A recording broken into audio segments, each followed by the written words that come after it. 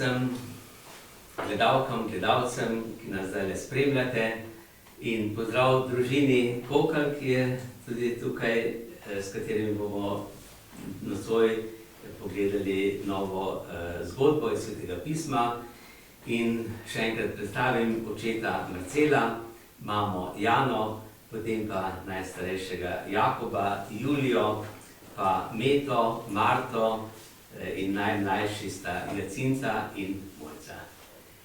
Tako, kot običajno, predno začnemo brati Svetopismo, bomo tudi zdajle zmolili kesanje, pa Oče naš in Zdravo Marijo in slava Očetu. V imenu Očeta in Sina in Svetega Duha. Amen. Moj Bog, žal mi je, da sem grešil, in žalim tebe, ki si moj najboljši oče. Trdno sklenem, da se bom poboljšal, pomagaj mi s svojo milostjo. Amen. Oče naš, ki si v nebesih, posvečeno bodi tvoje ime, pridi k nam tvoje kraljestvo, zgodi se tvoja volja, kakor v nebesih, tako na zemlji. Daj nam danes naš vsakdanji kruh in odpusti nam naše dolge, kakor tudi mi odpuščamo svojim dolžnikom, in ne vpelji nas v skušnjavo, temveč reši nas hudega. Zdrava Marija, milosti polna, Gospod je s teboj, blagoslovljena si med ženami in blagoslovljen je sad tvojega telesa, Jezus. Sveta Marija, Mati Božja, prosi za nas grešnike, zdaj in ob naši smrtni uri. Amen. Slava Očetu in Sinu in Svetemu Duhu, kakor je bilo v začetku, tako zdaj in vselej in vekomaj. Amen. V imenu Očeta in Sina in Svetega Duha. Amen. Nazadnje smo se pogovarjali o Jezusovem krstu in našem krstu, danes bomo pa prisluhnili tudi o skušnjavah, kako podobni duh skuša Jezusa in tudi nas. Pa prisluhnimo Donku. Priprava na javno delovanje. Skušnjave. Janez je bil takoj, ko je Jezusa krstil, prepričan, da je on dolgo pričakovani kralj, ki ga je Bog obljubil svojemu ljudstvu. Tudi Jezus se je zavedal, da mora izpolnjevati načrt, ki ga ima Bog z njim, in oznanjati, da zemlji vlada Bog. Čas njegovega neopaznega življenja v nazareški tesarski delavnici je zavedno minil. Jezus je pred začetkom svojega javnega delovanja želel vse skrbno premisliti in se z Očetom v molitvi o tem pogovoriti. Šel je sam zase v puščavo, kjer je sonce žgalo na golo kamenje in pesek. Nikjer ni bilo sveže trave, niti zelenih dreves. Bil je brez vsake hrane. Družbo so mu delale tuje zveri. Jezus je vedel, da ne bo podoben ostalim kraljem, ne bo imel ne lepih oblek, ne bogate palače in tudi ne sužnjev, ki bi izpolnjevali njegove ukaze. Brez vsega imetja bo, hudo bo trpel in na koncu bo kruto umorjen. Z njegovo žrtvijo je Bog hotel rešiti vse človeštvo iz oblasti zla. Ta Božji načrt je Jezus sprejel brez oklevanja. Vendar je bil Satan, Božji sovražnik in vir vsega zla, trdno odločen, da prav tako, kot je pred davnimi časi zavedel v neposlušnost Bogu Adama in Evo, zapelje tudi Jezusa. Jezus je bil po dolgotrajni molitvi in postu utrujen in izčrpan, in tedaj mu je Satan predlagal: Bog je rekel, da si njegov sin, čemu bi torej trpel lakoto? Zapovej temu kamenju, naj se spremeni v kruh. Pisano je, človek naj ne živi samo od kruha, je odgovoril Jezus. Svoje moči ni hotel izkoriščati za to, da bi zadovoljeval svoje potrebe. Vedel je tudi, da hrana v življenju ni najpomembnejša. Satan je nadaljeval: Ta svet pripada meni, priznaj mojo oblast in izvršuj mojo voljo, pa ti ga dam. V hipu je Jezus zagledal ves blišč kraljestva sveta, vendar je odklonil. Pisano je: Gospoda svojega Boga moli in samo njemu služi, je odvrnil. Izpolnjeval bom Božjo voljo. Satan je še enkrat skušal pregovoriti Jezusa, da bi se izneveril Božjemu načrtu. Stori nekaj drznega, kar bo vzbujalo pozornost, mu je predlagal. Če skočiš z vrha templja, boš postal priljubljen junak. Nič naj te ne skrbi, saj je pisano, da bo Bog sam poskrbel zate in da se ti ne bo zgodilo nič hudega. Pisano je tudi, naj ne skušamo Boga in potem pričakujemo, da nas bo reševal iz stisk, je odvrnil Jezus. Satan nikakor ni mogel pregovoriti Jezusa, naj se zoperstavi Božjim načrtom in gre svojo pot. Zato ga je za nekaj časa pustil pri miru. Bog pa je poslal svoje angele, da so Jezusu stregli in ga okrepčali po tem dolgem boju z zlom. Tako, ste kaj poslušali? Smo. Ja. In kaj se je zgodilo potem z Jezusom v puščavi? Je bil tam, je imel dobro hrano? Ne. Boljšo kot Janez Krstnik? Ne. A je kaj jedel? Sploh jedel. Jezus sploh nič ni jedel. Jezus je šel še bolj v puščavo, kjer ni bilo nobene hrane, nobene vode. No, morda bi bila kje kakšna hrana, ampak Jezus se ni zanimal za to. Ne? Koliko časa pa bil v puščavi? 40 dni. 40 dni, to je več kot en mesec, ne? Pa tako vroče, kot je zdaj poleti. No, Jezus je bil v puščavi in na koncu, kaj pa delal v puščavi pol toliko časa? Molil je. Molil. To se pogovarjal z očetom, razmišljal o tem, kaj ga čaka, kako bo delal, kako bo izpolnil očetov načrt, očetovo voljo. No, in je vedel, kaj vse ga čaka, da ga bojo ljudje potrebovali, da bo mnogim pomagal, jim govoril, oznanjal, mnoge tudi ozdravljal, na koncu pa, da ga bodo zavrgli, da ne bodo sprejeli tega, ne? Da ga bodo ravno tisti, ki bi morali to spoznati, njega prepoznati kot odrešenika, kot Mesija, da ga bodo dali umoriti. No, ampak vseeno, tukaj vidimo, kako je hudobni duh skušal že to preprečiti, da sploh Jezus tega ne bi naredil. No, in trikrat ga je skušal od tega odvrniti. 3 skušnjave mu je nekako nastavil, pa ga skušal na en poseben način, torej mu preprečiti, da bi to izpolnil. Glede, 3 skušnjave, da se spomnite, katere. Najprej, da bi iz kamna naredil kruh, ker je bil lačen, ja? Potem,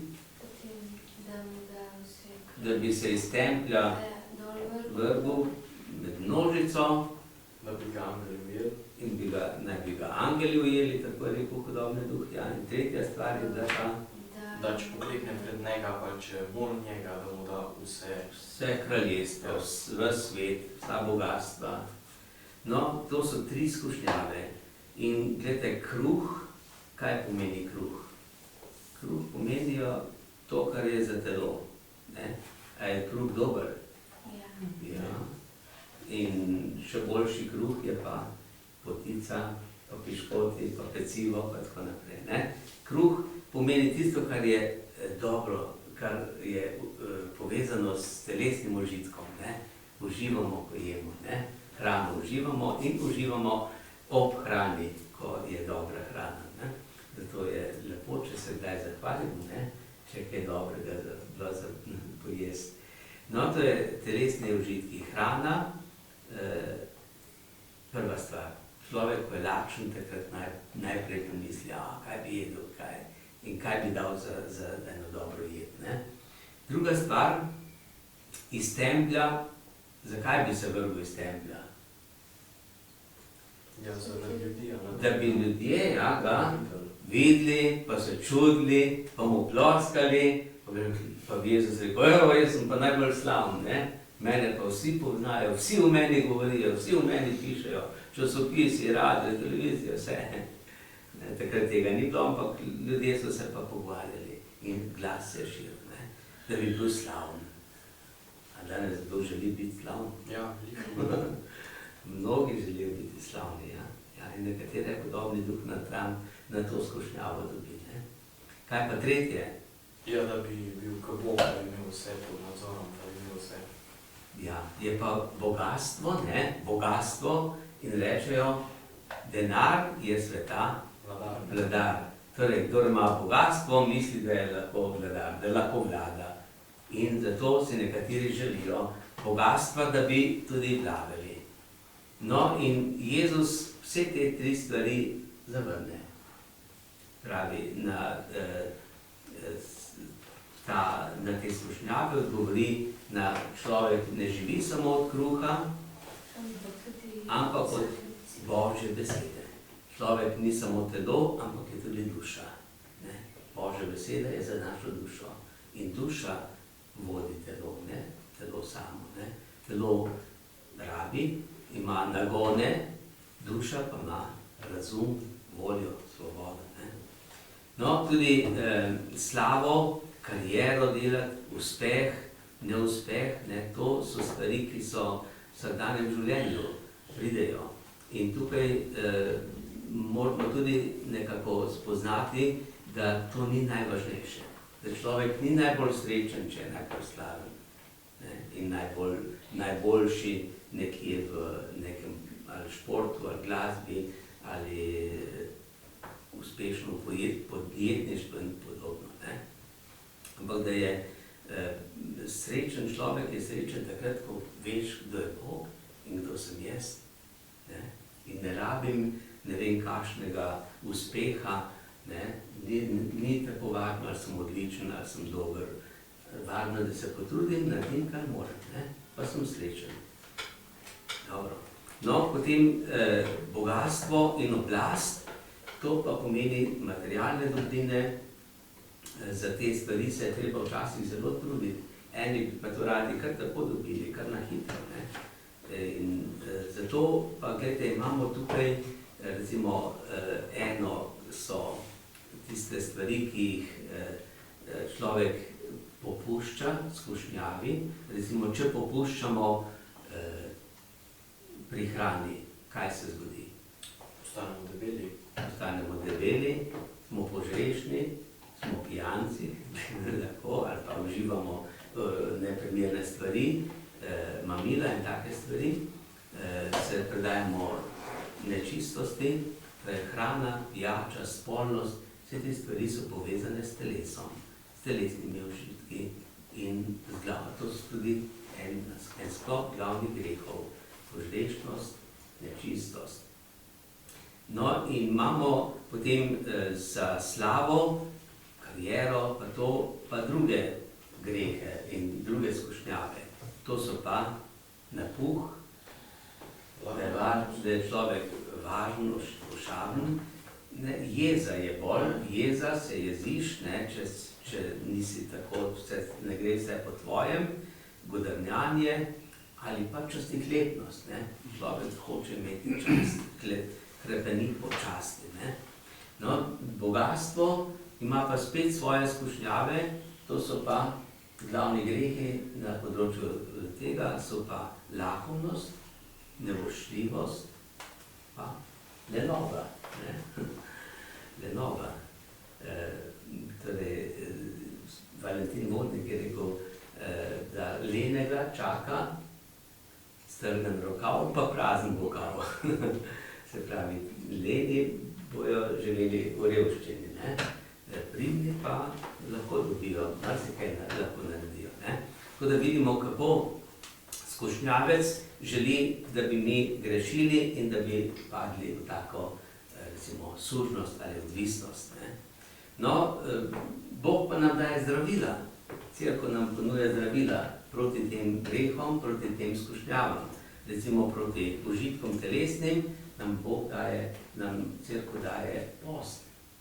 Tako v postnem času poslušamo v postu v hrani, v pijači, alkoholu, tudi kava potem tudi na področju gledanja, poslušanja, branja, časopis, televizije se odpovemo in tako naprej.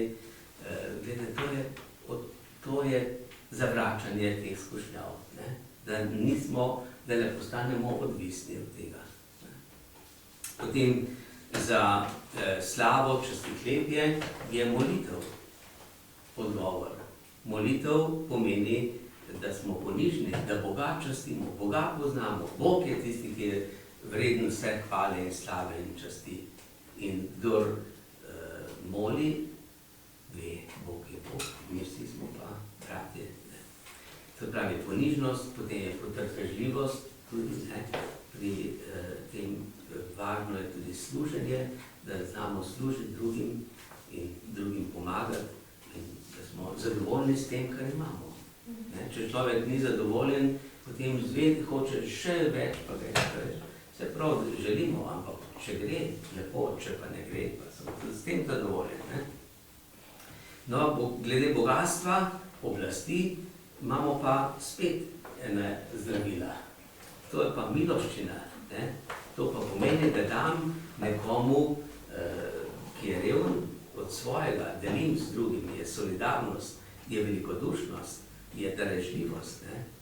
In na tak način premagujem lakomnost, nevoščljivost in lenobo in tako naprej.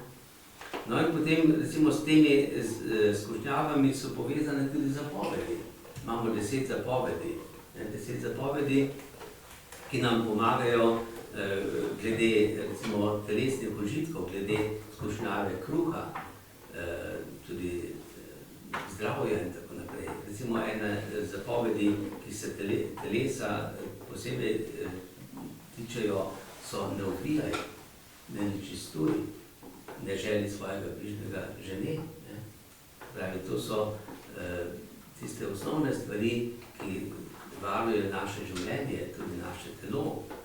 Potem glede slave, časti imamo zapovedi posvečuj Gospodu dan. Spoštuj, torej veruj Boga, ne skruni Božjega imena, spoštuj Gospodu dan, tudi spoštuj očeta in mater, potem ne laži, ne pričaj po krivem. Vse te zapovedi pomagajo, da se zavedamo, da slava, čast ni tisto najvažnejše in tisto, kar nam pripada. No in potem so še glede bogatstva, so tudi zapovedi. Bogatstvo ni Bog, to nima lik, ampak bogatstvo nam lahko pomaga, nam služi, denar nam služi, ne sme pa biti naš gospodar. Zapoved tudi ne kradi, ne vzemi nekaj, kar ni tvojega, ali pa ne želi svojega bližnjega blaga, ne želi to, kar ima sosed, kar ima sodelavec, kar ima sošolc.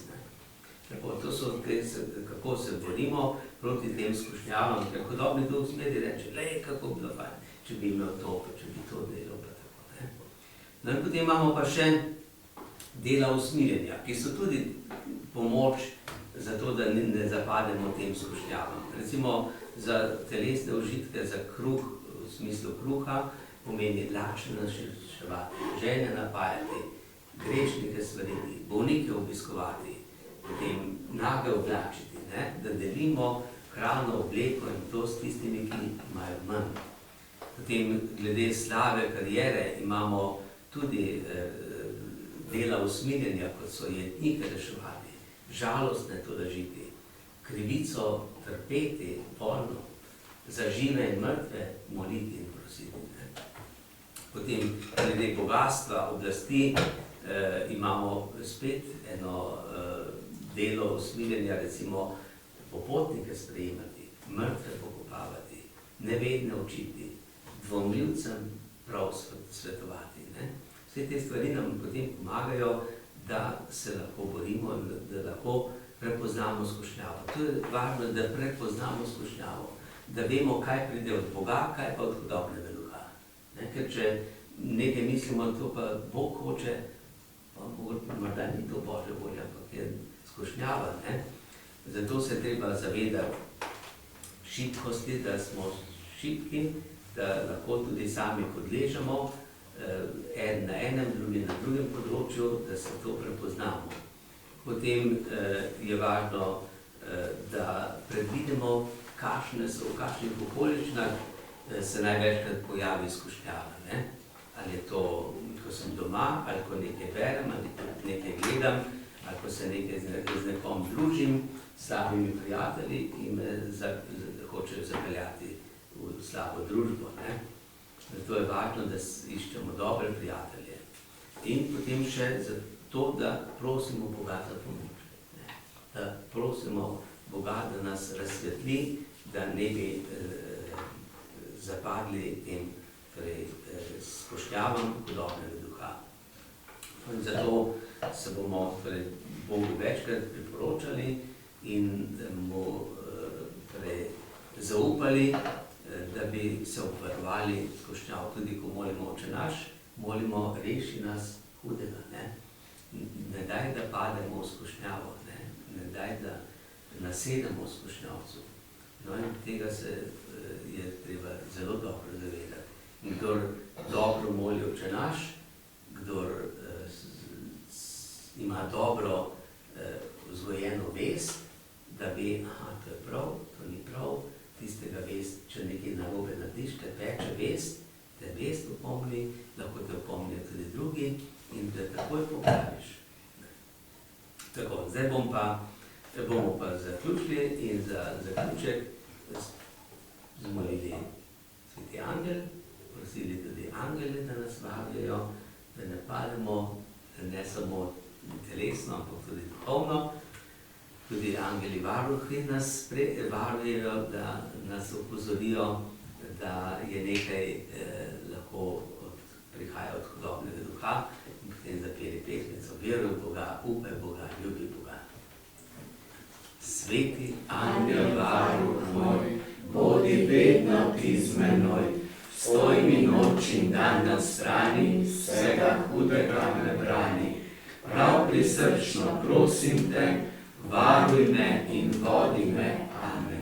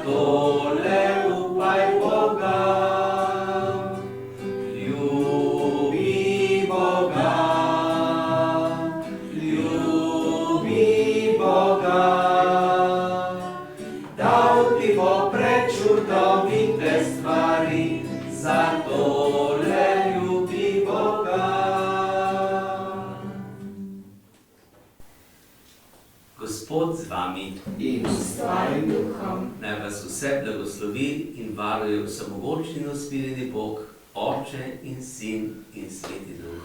Amen.